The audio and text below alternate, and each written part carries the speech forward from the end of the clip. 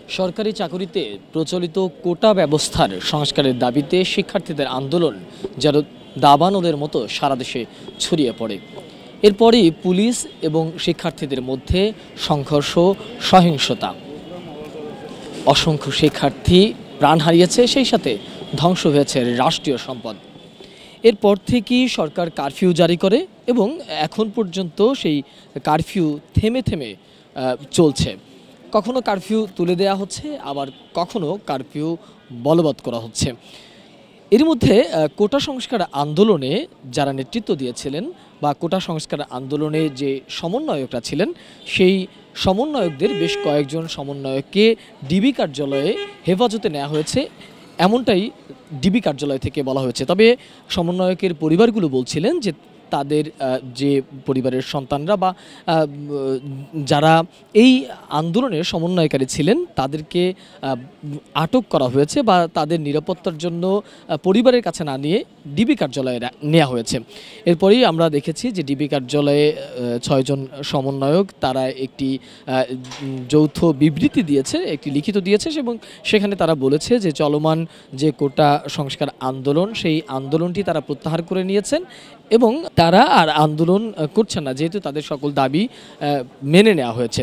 কিন্তু এই যে তাদের যে এই বিবৃতি, সেই বিবৃতিকে অস্বীকার করেছে এবং সেটিকে নানাভাবে অন্য যারা কোটা সংস্কারের সাথে অন্য যারা সমন্বয়কের দায়িত্ব পালন করছেন, আমরা জানি যে এই কোটা সংস্কারে প্রায় ৬৫ জন সমন্বয়ক বিভিন্ন স্তরে কাজ করছে। তারা বলছে যে ডিবি কার্যালয়ে এই সমন্বয়কদেরকে ধরে নিয়ে যাওয়া হয়েছে এবং তাদেরকে জোর করে অস্ত্রের মুখে এই যে স্বীকারোক্তি বা এই যে কর্মসূচি প্রত্যাহার করার কথা বলা হয়েছে সেটি করা হয়েছে। কিন্তু আসলে ডিবি কার্যালয় থেকে বারবারই বলা হচ্ছিল যে তারা এই কর্মসূচি শিক্ষার্থীরা নিজ থেকেই প্রত্যাহার করেছে।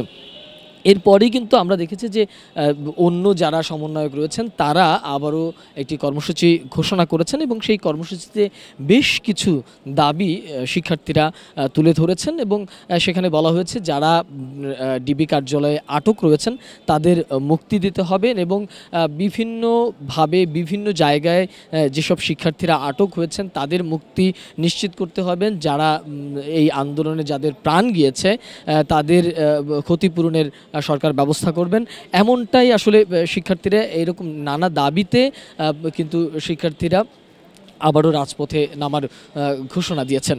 কিন্তু এরপরই আমরা দেখেছি যে প্রশাসন আবারও কঠোর অবস্থান নিয়েছেন। এরই মধ্যে প্রেস ক্লাব চত্বরে প্রশাসনের বিভিন্ন শ্রেণীর যে পুলিশ কর্মকর্তারা রয়েছেন তারা এসে এখানে জড়ো হয়েছেন এবং সেই সাথে আমরা দেখছি যে পুলিশের সাজোয়া যান এখানে প্রস্তুত রাখা হয়েছেন এবং রাজধানীর বেশ কয়েকটা জায়গায় শুনেছি বিচ্ছিন্ন কিছু ঘটনা ঘটে চলছে এবং এরই মধ্যে কিন্তু আসলে যেহেতু এটি গুরুত্বপূর্ণ স্থান, প্রেস ক্লাবের এখানে পদ্মা সেতুর এখানে মেট্রো রেলের স্টেশন রয়েছে এবং অন্য পাশে সচিবালয় রয়েছে, অন্যদিকে হাইকোর্ট রয়েছে এবং এছাড়াও বিভিন্ন সরকারি স্থাপনায় এই জায়গাটা রয়েছে। সে কারণেই কিন্তু আসলে প্রশাসনের বিপুল পরিমাণে পুলিশ এখানে মোতায়েন করা হয়েছেন এবং ওই পাশটায় সেনাবাহিনী মোতায়েন রয়েছেন এবং আইনশৃঙ্খলা রক্ষাকারী বাহিনীর তরফ থেকে সর্বোচ্চ ব্যবস্থা আসলে নেওয়া হয়েছে। আর শিক্ষার্থীরা কিন্তু এখন পর্যন্ত আসলে সেরকম আমরা লক্ষ্য করিনি, তবে আমরা এখানে আসার পরে যেটি জানতে পেরেছি যে এইখানে অর্থাৎ পল্টন মোড় থেকে 4 জনকে আটক করা হয়েছে। তারা কেউ শিক্ষার্থী কিনা বা তারা আসলে কারা সেই ব্যাপারটি এখনও আমরা নিশ্চিত হতে পারিনি। আমরা পল্টনের সর্বশেষ জানাবার চেষ্টা করছিলাম।